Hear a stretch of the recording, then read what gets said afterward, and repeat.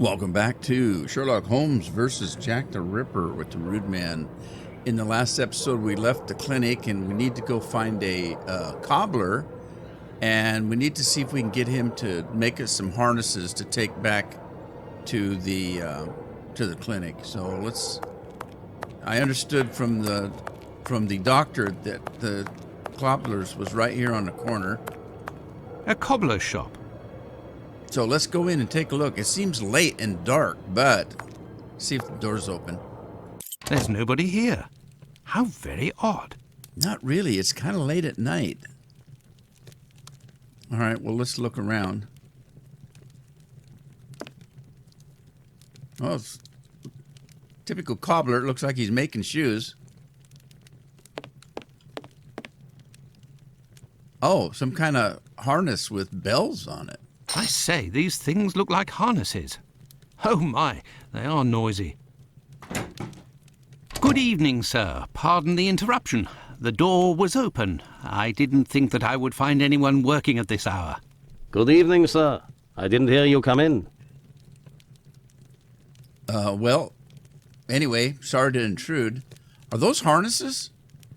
Say, those things that made noise, they are really harnesses, aren't they? Yes, horse harnesses. But I must tell you, sir, that the store is normally closed at this hour. That is why I've asked you to return tomorrow. Well, why didn't you lock the door then? Well, I'm here to ask about a strange cobbler. I didn't come about my shoes. I came to speak of a cobbler, perhaps one of your former employees, a man with very particular habits. You aren't with the police by any chance? I'm sorry, but I do not want to speak of anything but shoes with you. Yeah, I'm not with the police. Actually, Finley, the lodger, told me to drop by. I am not a policeman. I am Dr. Watson. It's Mr. Finley who told me that you might be in a position to inform me. Ah, that Mr. Finley is a very brave man. And if he sent you, then you must certainly be a worthy man also. So, Doctor, who is this cobbler with strange habits? Well, I'm not quite sure of the name. The man of whom I speak is called Pizer or Pyther, a man with a frightening face. Do you know him? Yes, John Pizer. He worked here for a while, but he is no longer here. Okay. Do you know where he's at? Or are you willing to say? Do you know where I can find him? No, and if you look, you will not find him. Why? Because he is in hiding, Doctor. You see, a week ago, a horrible murder took place in the neighborhood. A rumor circulated that he might have been responsible for this crime.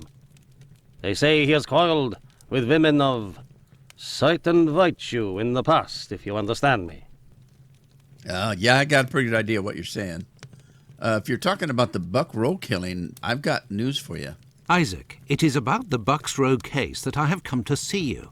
I have the certitude and an incontestable witness that Pizer is innocent, at least of this crime, although he has attacked a number of street women. If he doesn't come forward to explain himself to the authorities, he is condemned to hiding and to take the fall for this murder.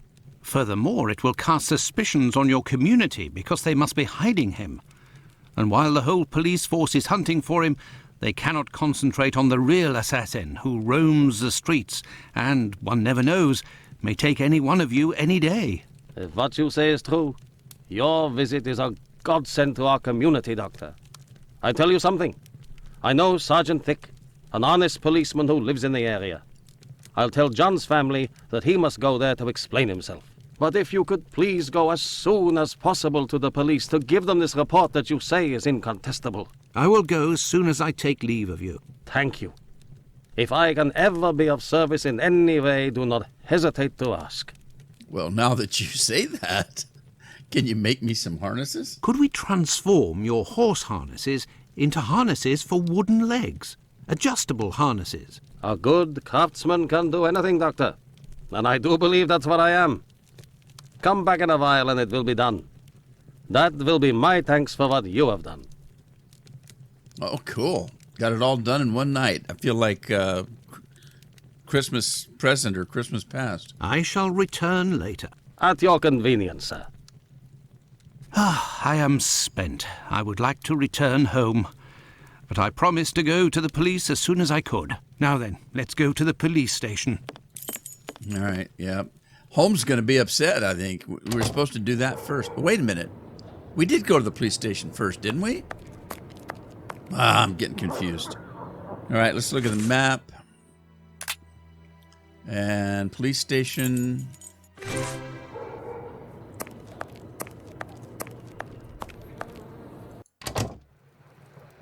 Good news.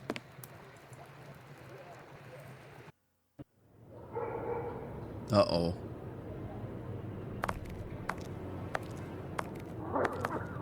There's a witness. Will you? Yes. Will you what? Huh. Hey, Doctor, you seem tired.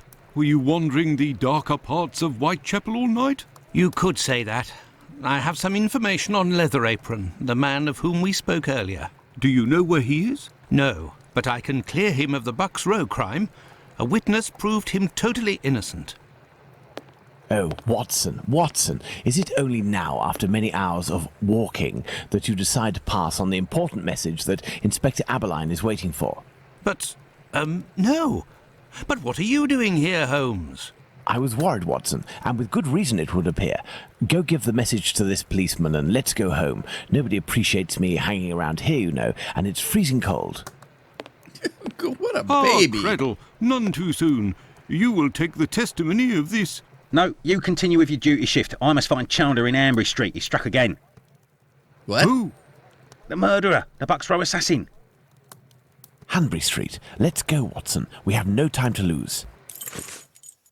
All right. There's the map of London. Baker Street and Whitechapel, but we're looking for Hambley. Was it Handley or Hanbury? Oh, wait. There's a mark on the map.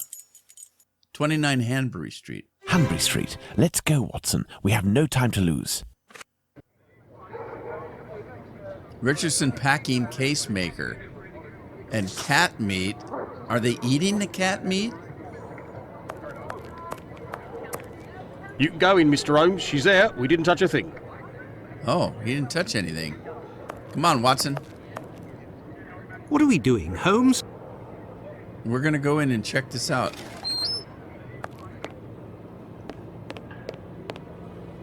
There's a door open back here. Oh, there's another cop. Oh. Uh-oh. Dead body.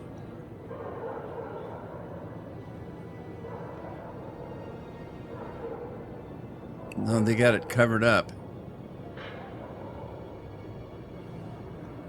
It was very good of PC Chandler to let us pass. He said no one has touched the corpse. It's the perfect opportunity for us to put our skills to the test. Watson, let's not waste it. Okay. All right. Well, look like we got several things to look around.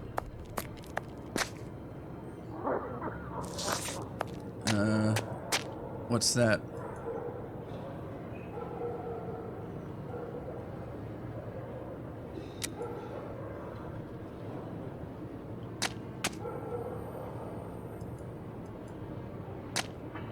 This fence separates the courtyard from the neighbours, 27 Hanbury Street. Okay. What am I supposed to do? Oh, what's that? Bloodstains on the wall. Okay.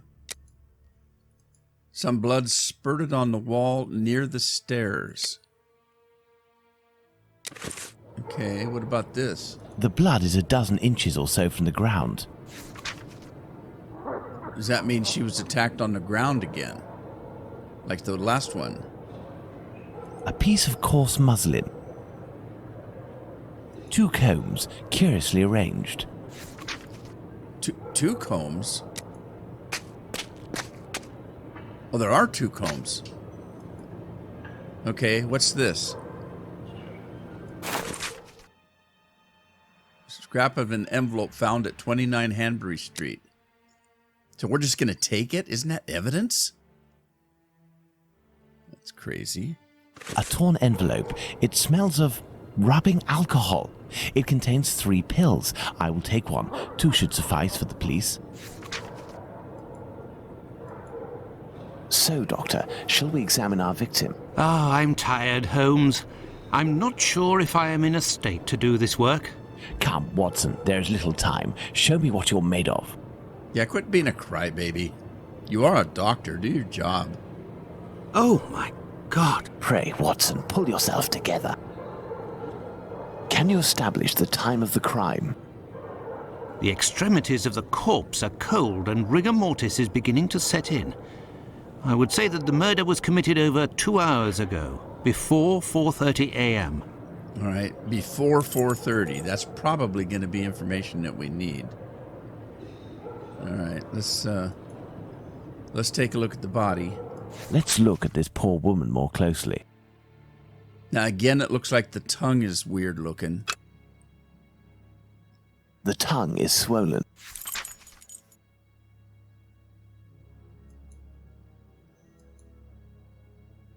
Another bruise, A bruise. just like the last one. The victim's face appears to have bruising, wouldn't you say? Under the maxilla and cheek. There is less on the right side. Okay, and then looks like another 2 cuts. Oh my God, that looks deep. Look at her neck. What can you tell me? There are 2 incisions. Wow. Look at her neck. What can you tell me? There are 2 incisions. Yeah, they look pretty deep.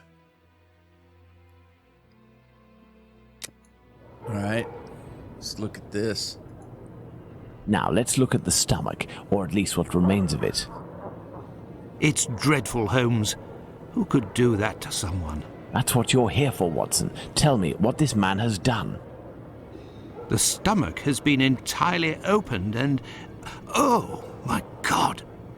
A number of organs have been removed. So, you're telling me that the organs were removed, Watson. They weren't ripped out. Not at all, Holmes. On the contrary, this is clearly the work of an expert. I couldn't have done any better myself. And the uterus is missing. All right, have we got anything else that we need to look at? What do you think, Holmes?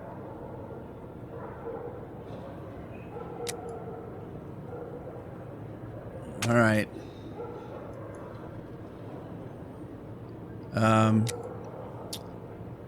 Oh, do we need to do that that deduction thing? Oh, yeah. Here we go.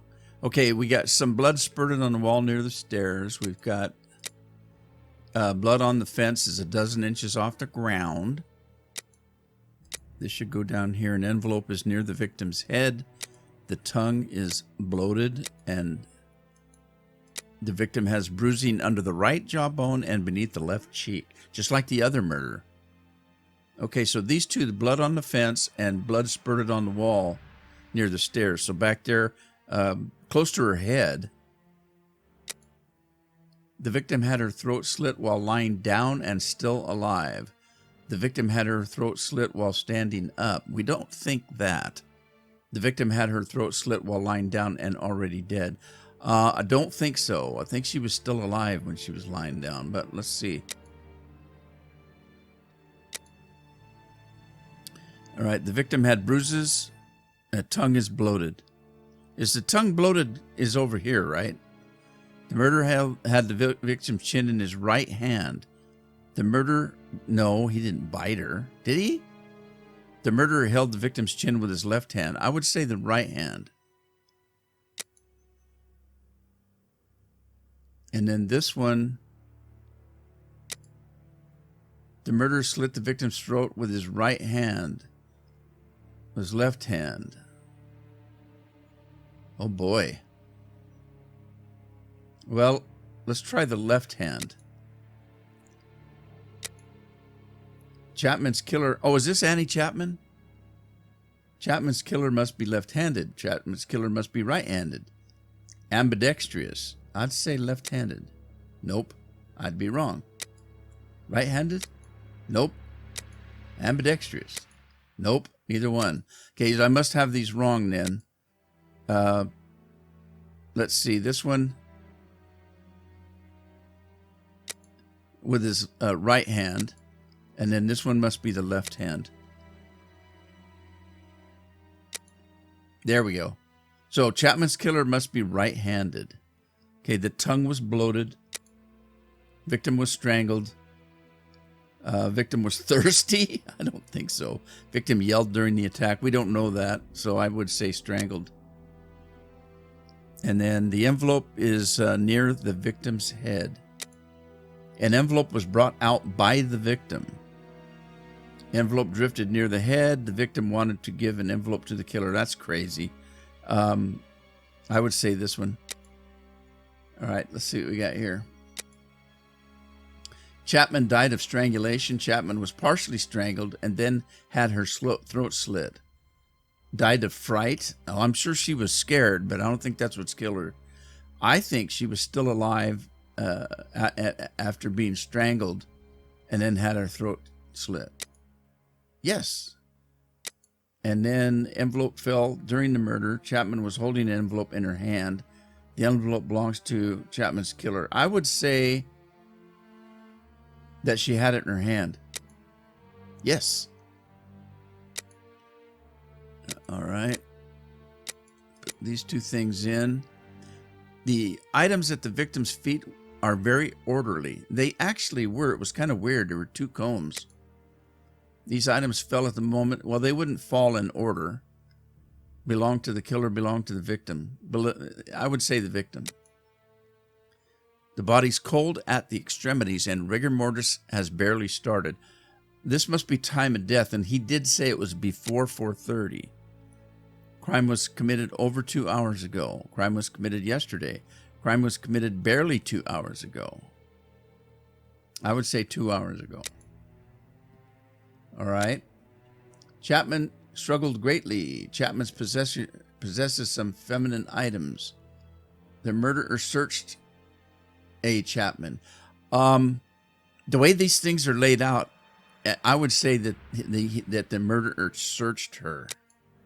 Oh, I'm right. He likes combs. What? Chapman's murderer panicked. Chapman's murder is unfeeling and organized. I would say that. He doesn't care what he's done, but he's orderly in setting these items out. The murder of A. Chapman was committed before 4:30. The crime was committed after. Chapman's murderer took his time.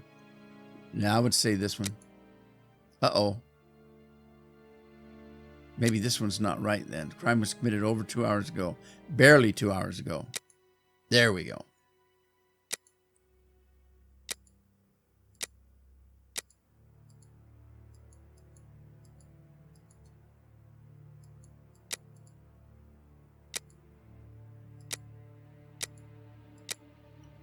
Okay, there's an incision from right to left going around the neck.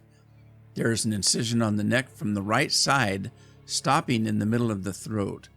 The wound around the neck is jerky and not all in one piece. Well, that would indicate that he was kind of sawing, right? God, that's gruesome. The murderer used a bad knife. The murderer used a very sharp blade. The murderer panicked. That's the second time we've seen that, but I don't think that's the case. This guy's pretty confident in what he's doing. I'd say he had a sharp blade. Organs are missing. The uterus was removed by the hands of an expert. Okay.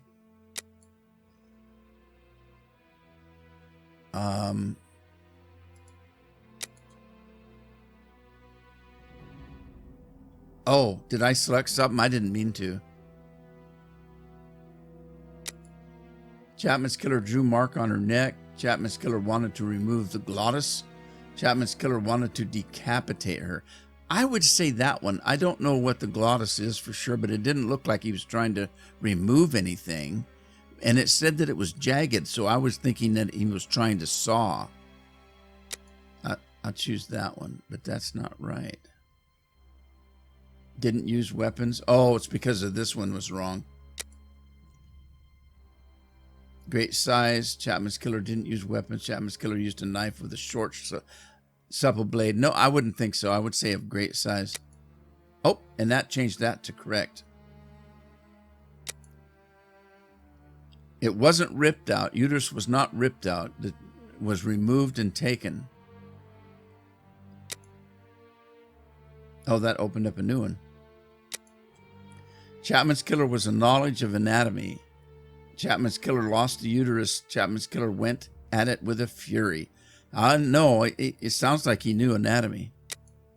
And that looks like that's everything. What's that? This door must lead to the cellar. The latch has been recently repaired. What's that? This apron is soaked with water and has left a clear mark on the ground. It must have been left in water for several hours and has been there for some time. Is this an outhouse? What a stench! Nobody is hiding inside. Oh, jeez. Thank you. I needed to know that. What shall we do, Holmes?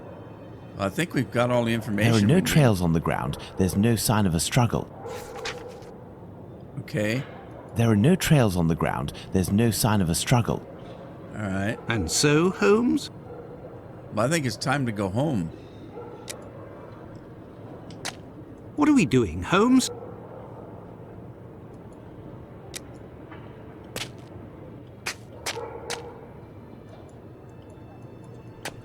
I think I got all the clues. What's going on?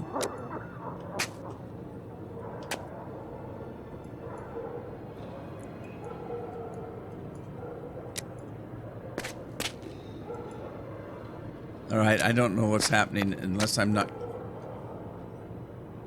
What do you think, Holmes? Well, it looks like I've got all the clues. Everything's green. Oh, what's this? I missed something. The killer blurred the trace. The killer wasn't dragged. The killer carried the victim. I don't think he was dragged. Chapman's murderer cleaned the ground. Murder took place on the premises. Okay, that's it. Now do we have everything? What shall we do, Holmes?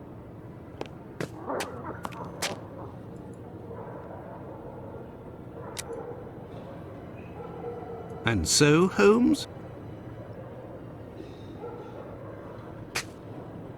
Oh, what's this? We missed something. Looky here.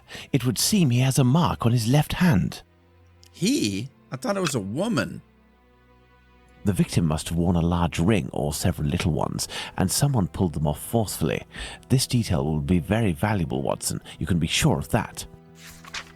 Okay. My dear Watson, now that we have found all of our clues, nothing remains but to subject them to our most likely hypotheses in order to deduce the facts. Okay. My dear Watson, now that we have found all of our clues, nothing... All right, let's go. We're done, right? Are we done? My dear Watson, now that we have found all of our clues, nothing remains but to subject them to our most likely hypotheses in order to deduce the facts. Okay, and we did that back at the house, so I think we're ready to go. We'll find out when we get there. You can go in, Mr. Holmes. She's there. We didn't touch a thing. All right, so I'm going to go ahead and take a break here. When we get back to Baker Street, we'll see if we can put all this stuff together. My dear Watson, now that we have... Yeah, he's just going to keep answering the same damn thing. Okay, hope to see you then. Ta-ta for now.